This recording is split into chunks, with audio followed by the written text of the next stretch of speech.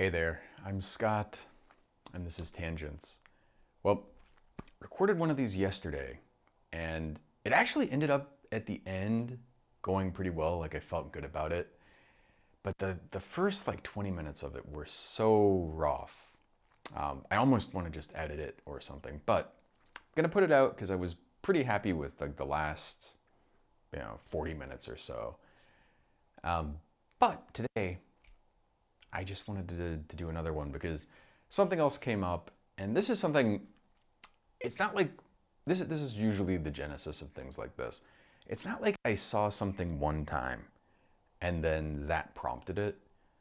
It's more like there's a drumbeat of like something comes up and then I see it again in different forms, and that kind of makes me want to talk about it.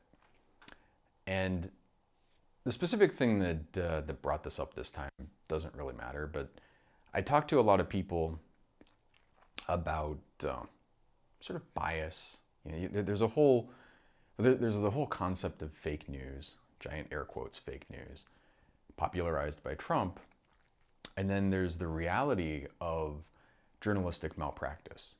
And the problem is, and then so there are those things, and then there's also bias inherent to various publications. And so there's some kind of an app. I've never tried it, to be fair. There's something that I see advertised on some of the YouTube shows that I watch called, I think, Ground News. And I am certainly not endorsing it. I'm not saying anything negative about it either, but the principle seems to be basically they take a distribution of sources and then try to show you, like, this is what different people on different parts of the spectrum are saying about X. And then they have some kind of bias detection information, or like, this is the general skew of this, or this is. And I also was talking to somebody on Instagram, but somebody who I know and I've known for a while, and he was kind of asking me about doing an internship, and I told him at the moment we don't have a budget, so I don't like doing unpaid internships because the cost of an intern is not that much. Like, you can pay somebody decently, and compared to running normal payroll, it's not that much money. So I don't think it's excusable not to. I feel like it's inherently kind of exploitative to do an unpaid internship, and I also think when you do it, uh, there's a certain element of, if you're not getting paid for it, you don't treat it as much like a job, and also if you're not paying somebody for it, you don't treat them as much like kind of an employee in that sense, which is good and bad. And in a more ideal world, obviously, yeah. I mean, I hate to sound like a broken record, like capitalism is the root of all evils, because that's not the case, but it is the root of a lot. And in an ideal world, the pay would not be a factor. But in the world we live in, the reality is, you know, the only people who can take an unpaid internship are either people who are privileged enough to be able to do it, or people who are willing to kind of grind things out. What the fuck is that noise? It's a weird noise coming from the other room. It's not reassuring. But in either case, it's not ideal. And so I don't, just on principle, didn't want to do that. Probably will offer him an internship later on in the not too distant future when we have the ability to pay. But I had some mixed feelings about it. He's kind of an archetype of somebody that, or an instantiation, let's call him, of an archetype of something that I see. And it's like, I see this a lot. And it's kind of almost a syndrome, I think, of the times. I don't think it's specific to the people that are like this, but they come from a family which is, air quotes, conservative. Um, I would not call them conservative by any reasonable definition of conservative. And I wouldn't even say, like, I mean, if you're voting for Trump, you're not conservative. If you're voting for the Arizona GOP, you may not be paying attention, you might not know any better, but if you paid any attention at all to what they're doing in the state legislature, you would not think that that was a conservative thing to elect these people. And similarly at the federal level, and I mean, the AZ GOP are just off their fucking rockers. I've said this many times, but it's disturbing, and it worries me greatly actually, because I don't know how you get, like, how do you talk somebody off the edge when they're this far gone? I do think maybe eventually things get to a certain point, and then before they actually go horribly wrong, maybe people pull out. But I don't see any evidence of that. I mean, Trump was president, and if anything, things seem to be getting worse. The Arizona state legislature, the Republicans there are definitely, they've always been bad. Well, I don't know, 100 years ago, maybe not, but in recent memory, since I started paying attention, they've always been bad. But they're even worse now than they have been, and they've been terrible. And that does not seem like a good trajectory. And it also, again, not conservative. But then people are like, oh, well, I'm kind of middle of the road. You hear a lot of people say that they're middle of the road. If you actually, I'm not a huge fan of Nate Silver, not a huge fan of 538. They did a thing that was, they've done a couple of things that were interesting. One of them was to kind of look at, air quotes, independence. And this is one of these things where a lot of people kind of have the cinema toy model of what an independent is. And they think, well, there's the Republicans on one side, and there's the Democrats on the other side, and then the independents are in the middle. In reality, of course, it's a multidimensional space, so flattening it down to one dimension is not very accurate. But what you end up having is, when you slice it by any dimension, people who say that they're independent are very often not in that middle. In fact, it's kind of interesting how much people tend to exclude from the middle on most axes. And what you generally see, I mean, people are kind of distributed, obviously, and there are people near there, but they kind of clump toward the edges a little bit. And you'll get people who sit with the party, you get people who, whether they call themselves independent or not, skew pretty far left or pretty far right, sometimes on different issues, different places. And the 538 paper on this had a really nice graph. And it was actually very compelling to me, but also kind of annoying, because it was showing a lot more people are kind of my alignment, which is pretty lefty, and pretty open socially and all of this, which is annoying because the Democratic Party is just running further and further rightward toward the Republicans and away from us. And I mean, Sinema is like the extreme awful case, but just like Trump was not that much worse than the other Republican candidates, Sinema is horrible, but she's not that much worse than a lot of the other Democrats. I mean, Mark Kelly is relatively good, but compared to her, but not great at all. I mean, and it's depressing if you have the opportunity and you have an area which is your kind of domain of expertise. I don't know if I'm encouraging you to do this or not, because it's going to be depressing, but try to talk to somebody on his staff.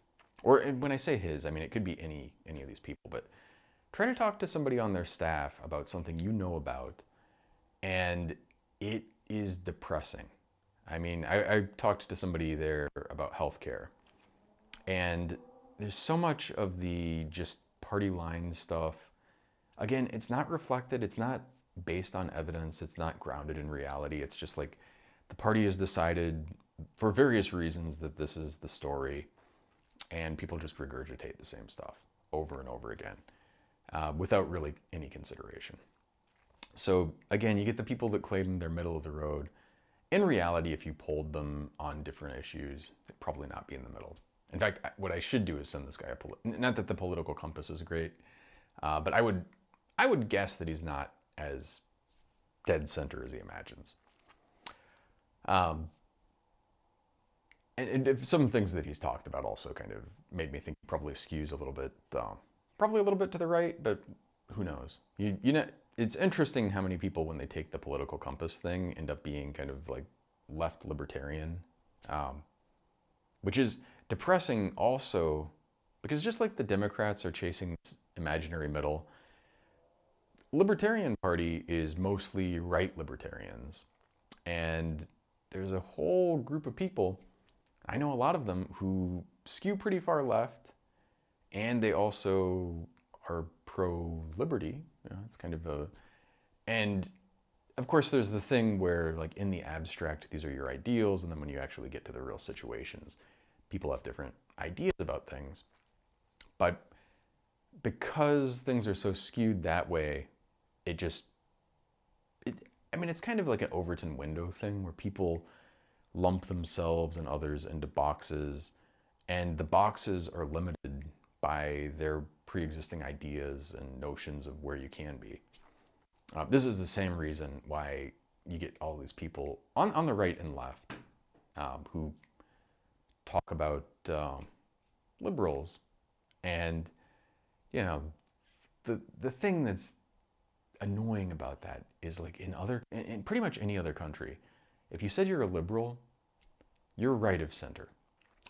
In this country, people think that they're left of center, but you actually look at, and this is another, not to go back to the political compass, but if you look at where a lot of the Democratic presidents and candidates have been since Billy C., right of center, and in the authoritarian right, not just right of center, but, and then you actually look at where they are on, and again, political compass is not perfect, but it kind of gives you a couple of axes and an idea of a different way of placing people than just the sort of single left-right ideal.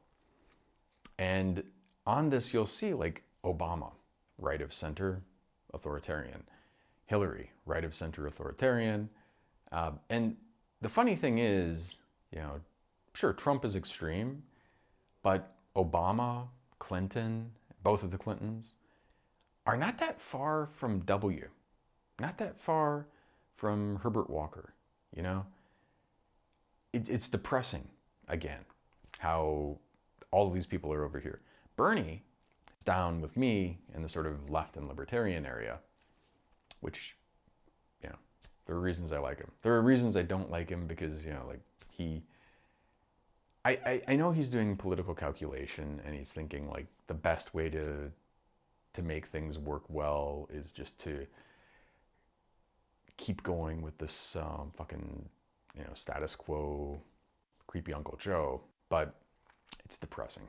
Yeah. Never gonna forget, you know, that fucking Super Tuesday, and Obama later came out and said this.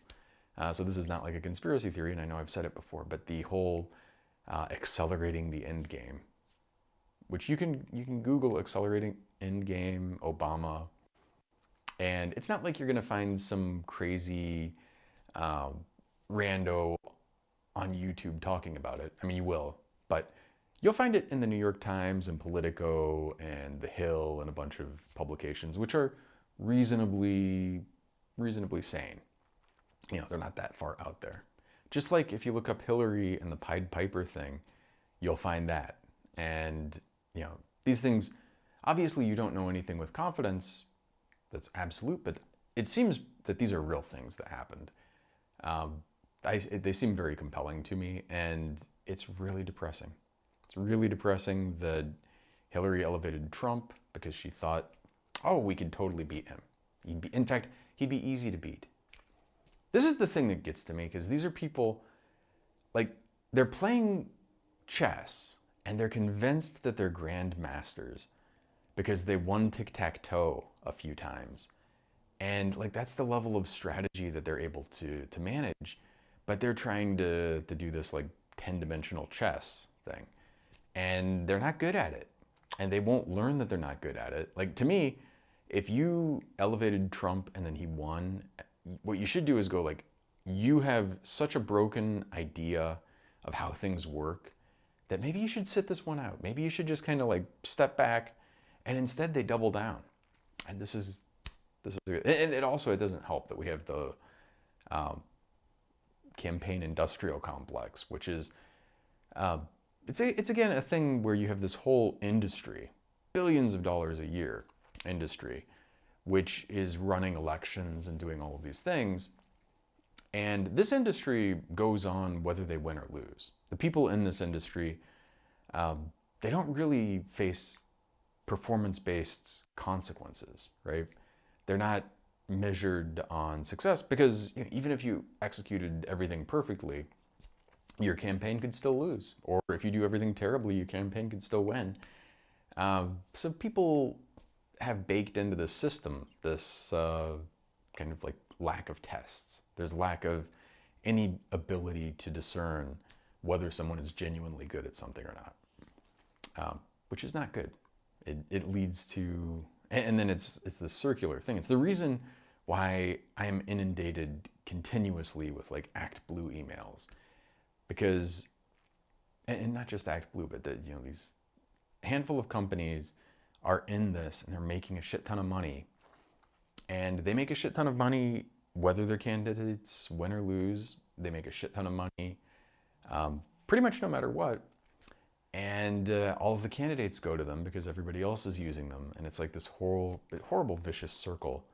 And of course, they're in bed with, well, the Republican equivalents of this, but the ActBlue and the one that I'm not, Action Network, not the sports betting one, but the other one. I discovered emailing people and getting the wrong one. But these are essentially like embedded deeply in the party. And so the party pushes all of their candidates there, which is, it's this horrible incestuous thing. It's like, I mean, it's like military industrial complex.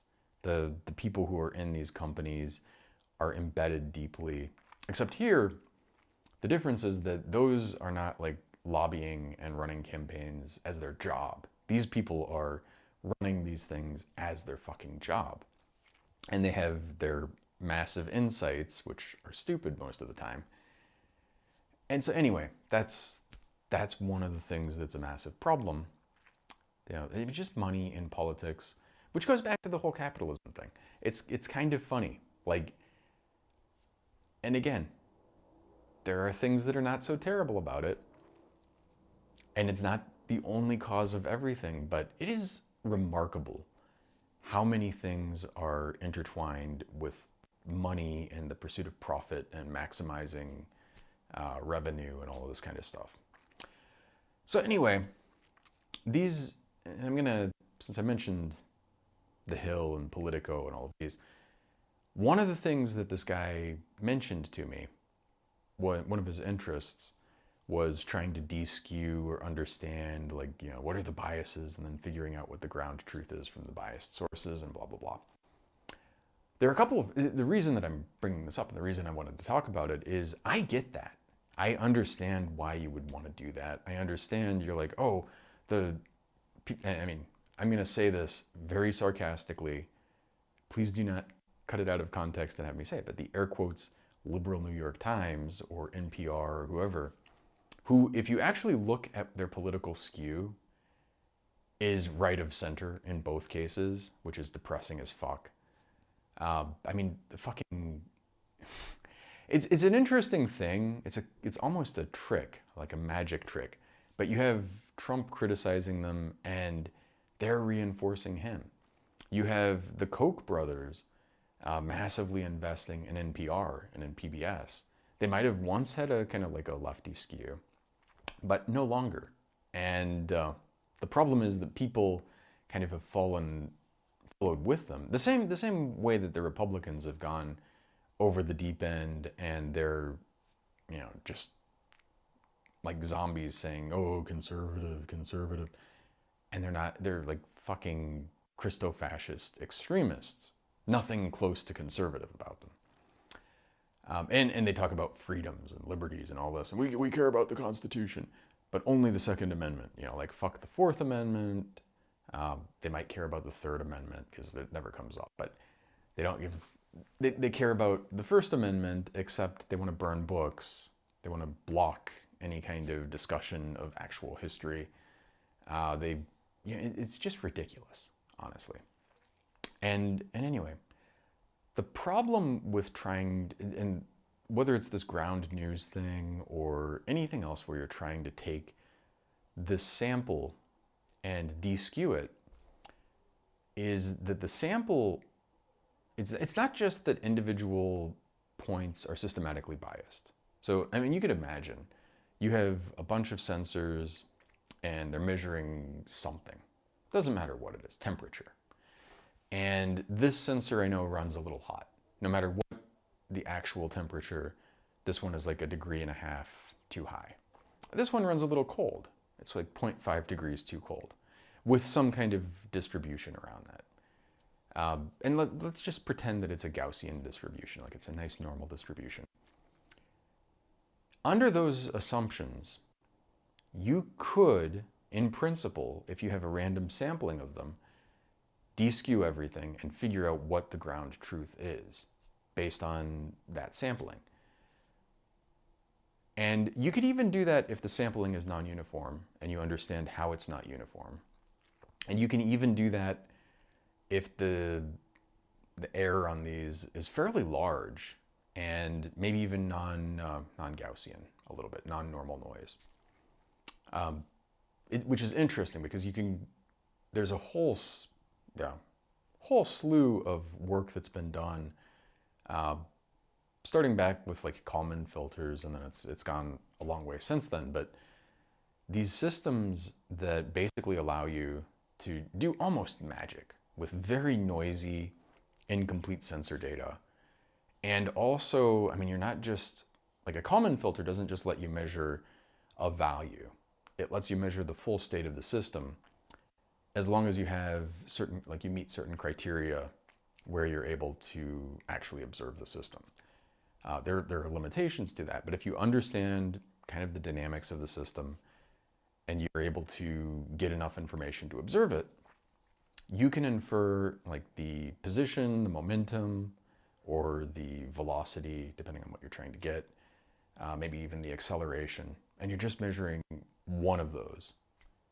Just because of the nature of going over time and getting one of those, you're sampling at the same time the derivatives and the integrals of those things. So in that sense, it's actually, it seems completely reasonable. Like, okay, well, you've got this. The problem is, the problem is that those assumptions are fine if you're talking about like temperature or even a relatively high dimensional vector kind of thing. But something where you're able to sample pretty reasonably. It falls apart though when you're actually talking about something which is an extremely high dimensional space, which is like the space of, I don't know, any news or concepts. And it's basically effectively like an infinite dimensional space. It could be, in reality, it's probably finite but big, but you can pretend that it's infinite to reasonable accuracy. And there's actually a whole theory of how to do observers and all of these kinds of things on such systems, which is again, kind of cool, but it still falls apart because you're not sampling these in a random, unbiased fashion. And you're also, it's not like Fox News is taking every story. This is the real deep fundamental problem. You can't take the stories and just say like this is a left skew or this is a right skew, but it's also not like Fox is skewing every story by some amount. And then they're having their own different, essentially like basis set with its own skew. And those basis vectors are not spanning the same space as the basis set of The Hill or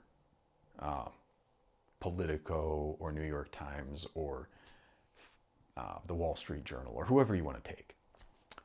So the thing that falls apart is when you have that situation, you're able, certainly in principle, if there's some kind of common subspace to say some things about that. But you're not really, I mean, I guess you could do some kind of like really hand wavy thing and say, well, we're using machine learning to reduce the dimensionality, and then we're coming here and we're going backwards from that low dimensional space to a concept space to, yeah, you could do that, but that's not what they're doing. And even if you did that, they're not pictures. They're not just biased pictures of reality. They're alternate versions of reality. So it's not like you have the temperature where you're just skewing it. You're not even talking about temperature. You're talking about something that is, I mean, I'm not saying it's like completely orthogonal to temperature, but it might as well be. It's so far off that maybe they have some kind of correlation between each other, but they're not that related. And so what happens is you think you're debiasing it, and in reality, you're just getting garbage. I mean, it's a garbage in, garbage out kind of situation. Also, and this is maybe a less hand wavy, you can, all of the stuff that I just said, you can actually write down the vectors and do observers, and you can actually prove that stuff. It's not like, I'm trying to hand wave it here without getting too mathy. But a simpler kind of way of thinking about this is like, if one person is saying, the sun is shining, it's a beautiful day out, and one person is saying that it's raining and windy, and it's not like these are different skewed measurements of reality. They are different realities. And you don't combine these in some kind of linear or nonlinear way to get to the ground truth. I can't remember the quote exactly, but it's like if one person says it's rainy and one person says it's sunny, you don't go halfway, you open the window. This is the thing that is fucked up, and this is where the journalistic malpractice comes from, and this is where the funny thing is the whole. I cringe every time I say it, even when I'm quoting people, but the whole fake news thing. Part of the grounding from that, part of the reason that that doesn't sound like complete bullshit to people, is that there's so much journalistic malpractice. Like, people publish stories that have not been researched. They publish things, they say things that are just ridiculous. And if you've ever been quoted or had like stories that came from something that you said, it's twisted in a ridiculous way. And it's not just that, but it's also like they're turning things, it's not just like a bias and a skew, but they're in a different reality. And that reality is not involving trying to, if I'm a journalist and I interview somebody and that person tells me something and I just print that, or I print my version of that, that is not journalism. That is transcription. What should happen, and what is more like journalism, is they tell you something, I interview a couple of other people, and they tell me things that are like conflicting facts. They tell me conflicting information, and I go out and I figure out like, why is it conflicting? And then when I write my paper, my article, I tell you, well, this person said this person said that. This is the situation that we're actually in. This is the context. The context is very important. And I think a lot of people forget about that when they're writing these things. And also, to be fair, I'm not blaming the journalists who are doing this. And it sounds like there's a theme here, but the economics of journalism as they are today just don't work for people who want to actually do good journalism, because it takes time, it takes effort, it takes a lot of work to put one article together, and they don't want to do that. And when I say they, I mean the people who own the papers, and also, even if you wanted to do it, the ecosystem that you're operating in is such that you will get outcompeted by people who are putting up bullshit clickbait, who will get all the ad revenue, they'll get all the eyeballs, all the attention, And you may be doing much better journalism, but you're going to be boring and dry, and also your output is less. They're able to crap out a shit ton of stuff and make it dynamic and interesting and all of this. And it also tickles the right parts of people's brains. And so it's not just that journalistic malpractice abounds, it's that the entire system of economics that we have now, the way that the world is operating, systematically prevents people from being good journalists. About the only way you could even potentially get anywhere near that would be if you had somebody who was insanely wealthy, who was just sponsoring it. And the problem is that you don't get insanely wealthy without being kind of terrible. So, and simply by virtue of being insanely wealthy, you get detached from things, and it's really a conundrum, honestly. If you're in this kind of system, and I do always think, like, it's not that things were once better, and if you go back to like feudalism or worse, things were certainly worse, which gives me some degree of hope in the, like, assuming that things are okay and like people don't just completely fuck each other into oblivion. I could imagine a world where we get past this and we actually, I don't think that it's quick. I don't think it's tomorrow, unfortunately. It's a lot to get out of the system. But you could imagine a world where people start doing these things differently and in a way that actually does work and is not just based on attention economy or, like triggering the amygdala or any of this kind of stuff. The way out of this is not trying to take the cesspool and filter it and de-skew stuff, though. The way out of this is really to find a way to replace the economic system that we have in some sense, which is non-trivial. Let's just say that. There are ways that that could happen. I mean, when things like that do happen, usually it's not that you've fought the previous system, it's that you've built a new system that kind of replaces it, outcompetes it.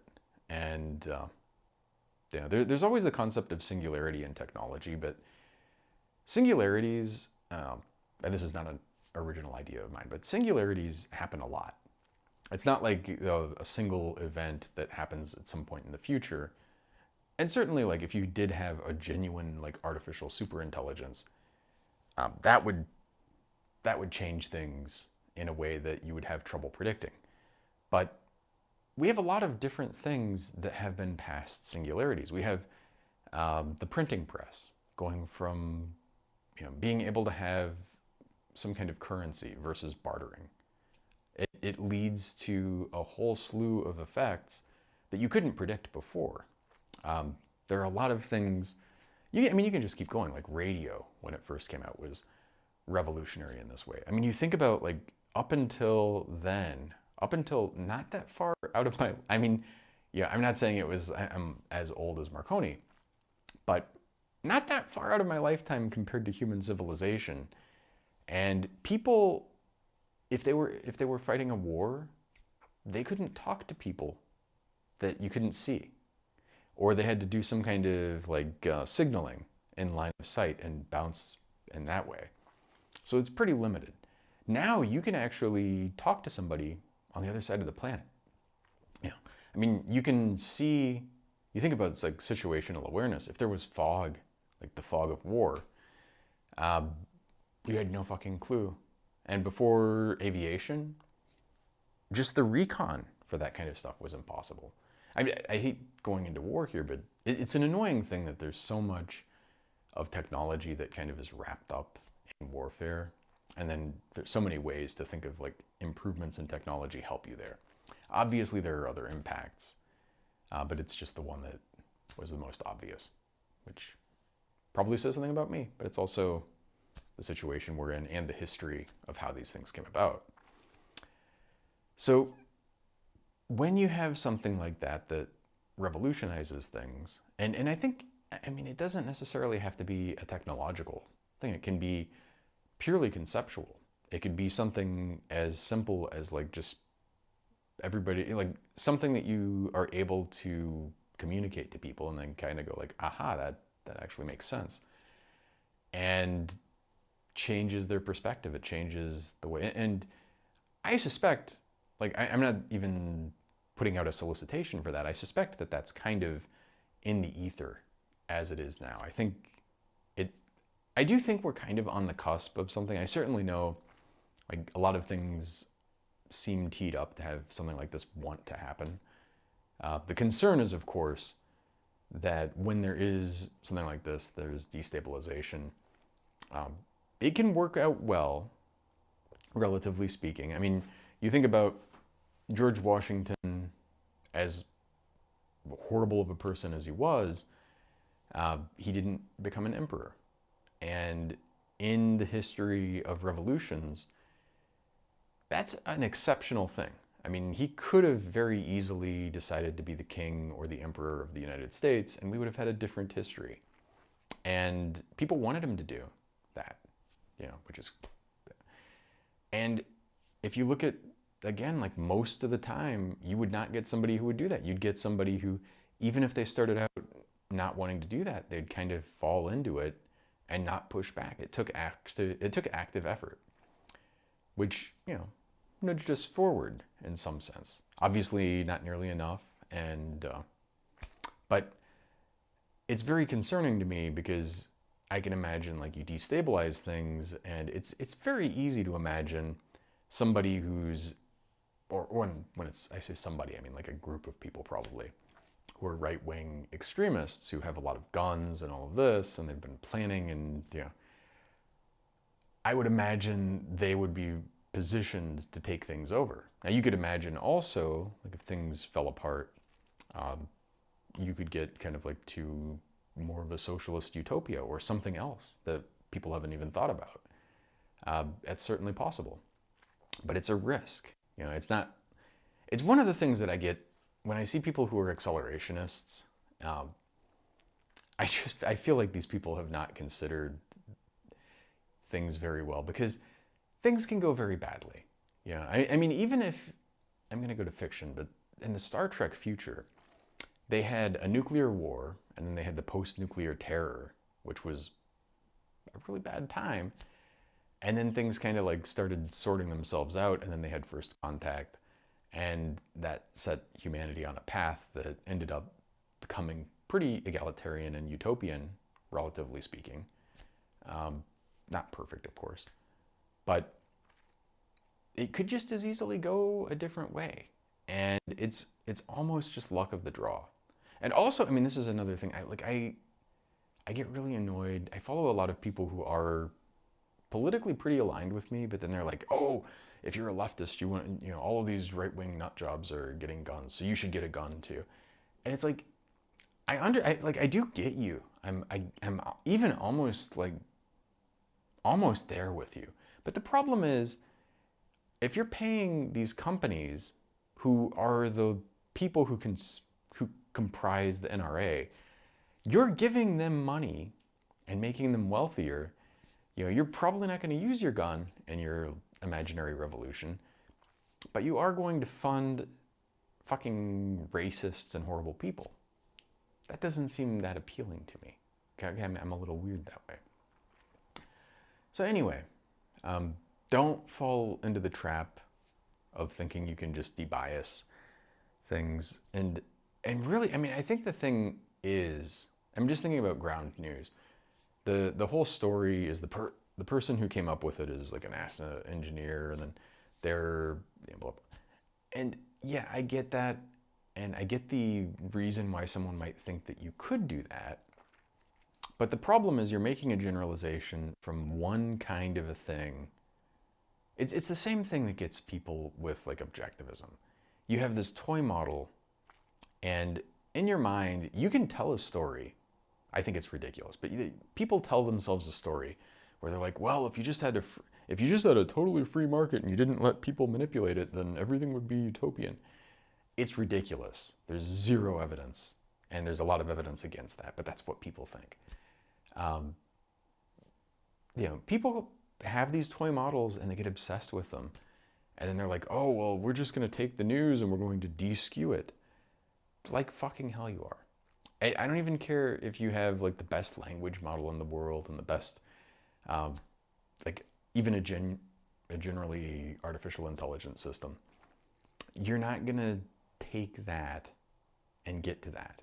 You just don't have, you don't have, it's just so frustrating. I'm losing my train of thought here, but you don't have the ability to go from here to there.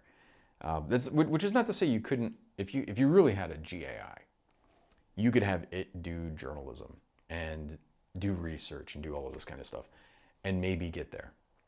Although there is a whole argument that, like, strictly speaking, there is no there, and even the concept of there is a lie. I'm not fully on board with that. I do think there is a grounded external reality that is shared, and you know, there may be some room for interpretation, but I think there are some things that we could agree on in principle, or we should be able to. But you're not getting it from the sources that you have. And it's problematic, and it's one of these things where people get, I don't think that they're malicious. I don't think that they mean poorly. I think they just don't understand. And what they're trying to do, probably not going to work. And also, if you have that thing and then you think, oh, well, this is giving me an unskewed view of reality, you can really convince yourself that you understand things that you don't. And you can really convince yourself that, you know, like, oh, everybody else is biased and I'm the one that's, you know, no, you're not. You're not the unique snowflake you imagine yourself to be. I'm afraid. So anyway, with that, don't fall for the ground news thing. Don't fall for the New York Times and pushing their turf stuff and a bunch of just right-wing crazy shit in their editorial pages. They're not good. They're not, yeah, and I'm not saying the whole paper is completely skewed like that, but there's, on that op-ed page, that editorial staff, there are some people in there that are good. There are some people in there that I like, but there are a lot of fucking assholes in there. And when I say assholes, I don't mean like, oh, I don't like him, but he's actually, I mean like just fucking lying full of shit assholes. Like people who should not be anywhere near a newspaper, let alone the New York Times. So anyway, with that, thank you. I'm gonna wrap up. I will talk to you probably soonish. We'll see. Be careful about the bias, and be careful about thinking that you're outside of the bias. I think that's part of the trap, because when you think that you're getting a de-skewed view, it really can lead you into bad places, because it's like, A, you have the whole concept of like everybody else is skewed but I'm not, which is bullshit. And then B, you have the concept of, well, this is the reality as it actually is, and I'm going to operate in that world. But again, you know, if somebody's saying the sun is shining and somebody's saying it's raining, it's not halfway in between. And yeah, you have to consider that. So anyway, thanks. 再见。